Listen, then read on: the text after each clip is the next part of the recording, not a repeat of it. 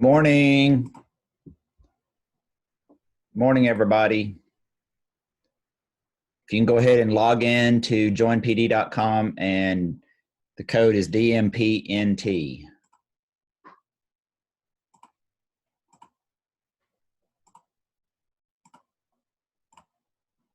Sorry, it's taking a minute. It's slow.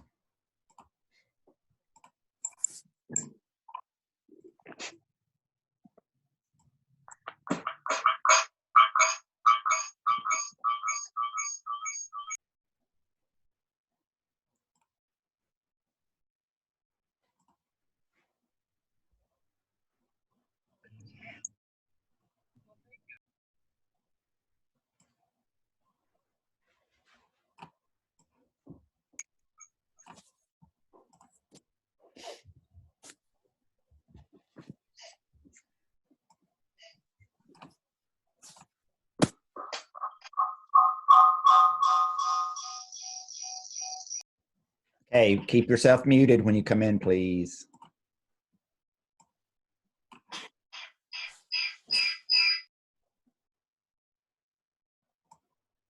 Hello. Good morning. Hey, good morning. Morning.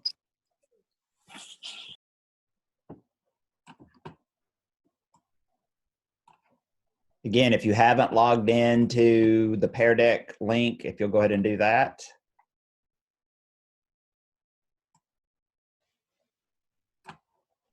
Please. Good morning. Good morning, Fred. What?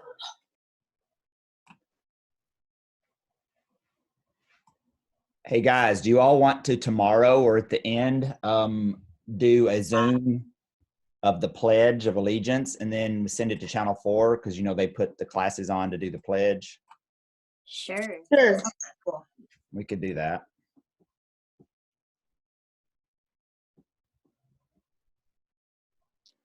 Can we do it tomorrow? Yeah, we'll do it tomorrow. And what's the Be famous. what's the code for the Zoom? The Zoom Yes. for this? You didn't see it Yeah, wait, huh?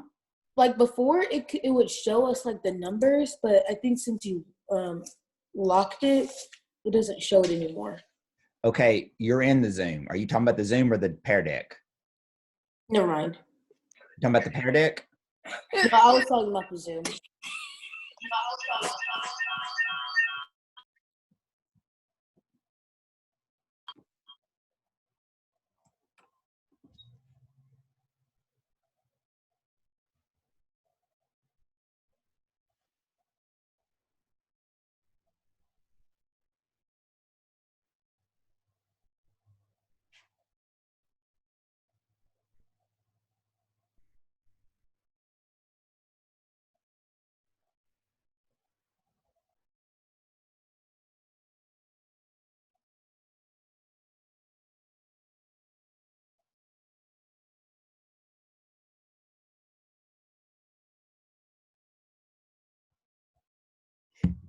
All right, let's see here. How many?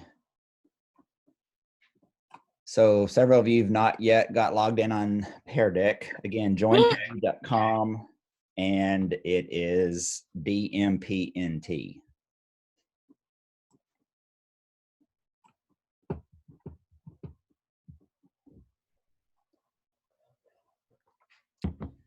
All right, we will start in about 30 seconds. Before we start, so quick couple of reminders about assignments on Google Classroom. So you will notice that we are finished with the literacy IXLs, so there will only be math IXLs to do, and they are in a chart for the next 4 weeks. So you can work ahead if you'd like on those, so you can see what Monday, Tuesday, Wednesday, Thursday, Friday is, and it's just math.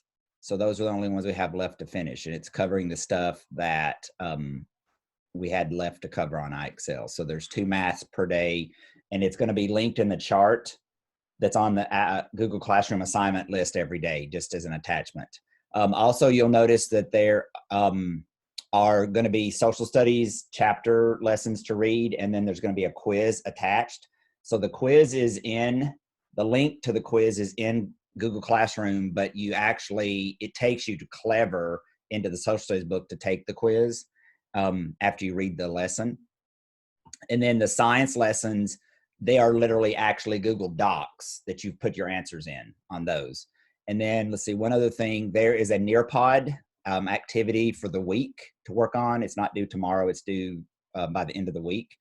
And that assignment is where you take the boxes of the packed food boxes and answer the questions on there. And the code for the Nearpod and the code for the Flipgrid is there. It says 6th grade Flipgrid. That's because after we're finished, that link I will give to Miss Boersma and to Miss Profader, and they'll use that same activity with their classes, but we're ahead of them, so they're not ready for it yet.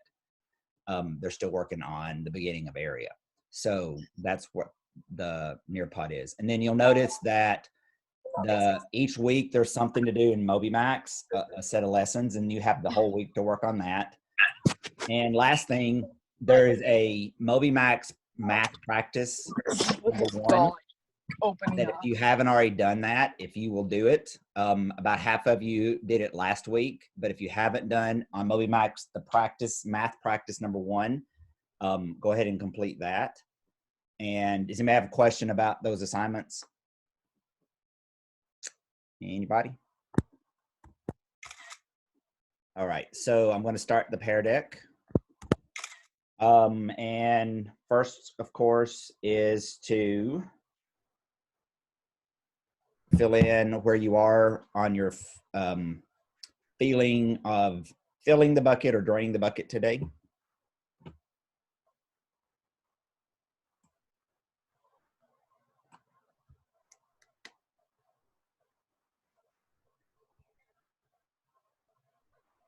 And we'll scroll down through there.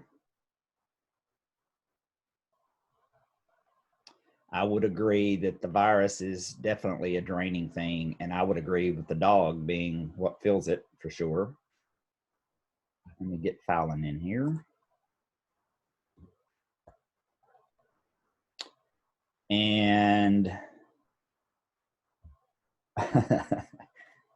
cereal. Uh-oh, about the mom. Wow. Yep, family definitely will help fill it. And watching your favorite shows, always great.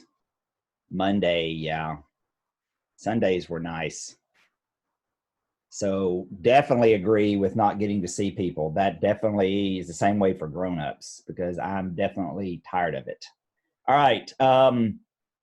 So on here, what I would like for you to tell me is in #1, so it's not 2 things you know about the topic. #1, tell me, what do you know about the net of a prism? #1, what do you know about the net of a prism? And #2, what do you know about finding the volume of a cone? So pretend like you've got an ice cream cone, like a waffle cone, that shape. You may know nothing. But #1, what do you know about the net of a prism? And #2, what do you know about volume of a cone? Totally different things. What kind of prism? #1 is about net of a prism. #2 is about volume of a cone. Yeah, Net of but a like, prism, #1, you should have something you can add there. #2, you may or may not know about. Because that's what we're going to start talking about today. Now, if you've already watched the Ed Puzzle today, you will definitely know more than if you haven't watched it yet. Also, I will tell you, tomorrow you'll have less assignments tomorrow because you've got several things you're working on through the whole week. So tomorrow you have less things that are new to do, but you want to use that time to work on those week-long things like your MobyMax or your work on your iExcels or your math iExcels or maybe the Nearpod activity that you want to work on. All right. So people are saying about #1, you know about a net of a prism is that's how you can see about the surface area. somebody said that a net is going to have the number of faces based on the base. So if the base of the prism is a triangle, it's going to have 5 faces.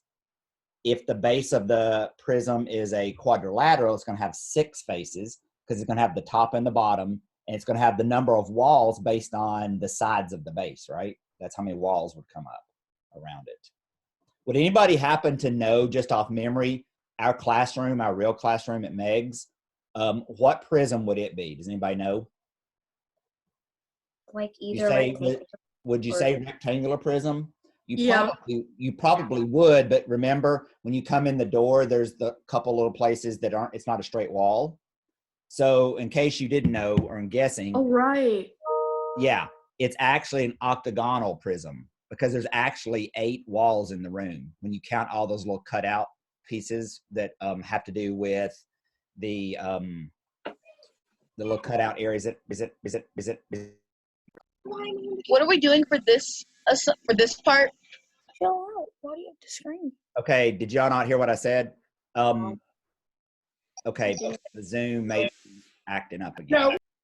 All right, on here, draw an arrow from each side measure to where that part is in the actual picture. So the side that's 14 by 6, draw an arrow. The side that's 20 by 6, draw an arrow to where that would be. The side that's 8 by 6, you draw an arrow to where that would be. And remember that I'm telling you on here that this is from a review from where we were Friday. And on Friday, I told you that we were letting this measurement here be the 20.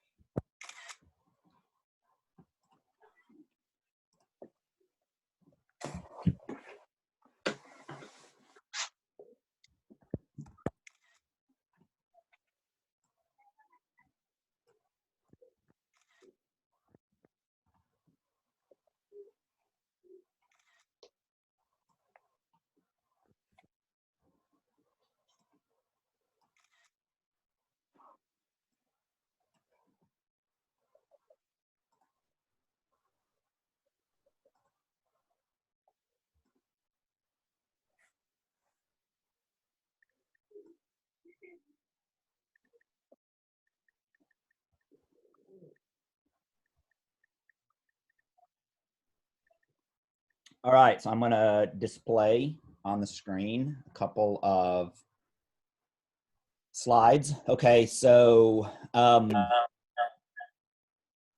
right here we have,